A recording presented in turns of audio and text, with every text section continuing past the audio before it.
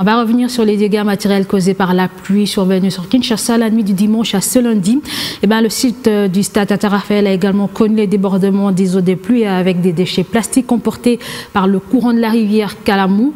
Ces complexes sportifs ressemblent plus à rien, bien qu'il a fait la fierté du pays lors de 9e Jeux de la francophonie. Images et commentaires. Des débordements des eaux de la rivière Kalamou, filmés sous la pluie par un riverain dans la nuit de ce dimanche à lundi. À la tombée du jour, le spectacle est chaotique. Même le site du mythique stade Tata Raphaël en a fait les frais, avec ses récentes infrastructures construites pour les 9e Jeux de la francophonie.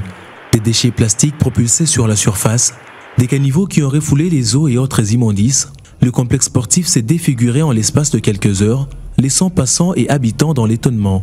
Plusieurs millions de dollars ont été investis dans ce site de Tata Raphaël, avec des salles de sport, les aires de jeu, des gymnases, des dortoirs, mais aussi un restaurant moderne qui se retrouve en ce moment pied dans l'eau. La ville ayant des moyens, il aurait dû accentuer, même pas par la structure que vous êtes, c'est-à-dire B1, mais ils auraient pu travailler sérieusement sur une communication par rapport à cette salubrité-là. Parce que c'est vrai que dire dans une pub qu'il faut nettoyer la rue, etc., c'est une chose. Mais rappeler aux gens que si la ville est sale, notre pays, les caniveaux, les canalisations, etc., c'est comment on appelle ça, quelque chose qui amène les maladies, les gens vont commencer à comprendre. Et vous savez que quand on laisse les sacs en plastique, qu'il y ait un peu d'eau dedans, ce sont les moustiques qui vont naître, etc.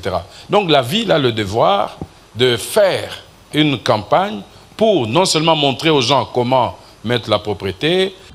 Ce spectacle désolant se répète chaque année ou presque dans le célèbre quartier Matongé, en pleine capitale Kinshasa, avec la rivière Kalamou sortie de son lit, dont le bassin se plonge jusqu'à plusieurs mètres de rive dans les ménages.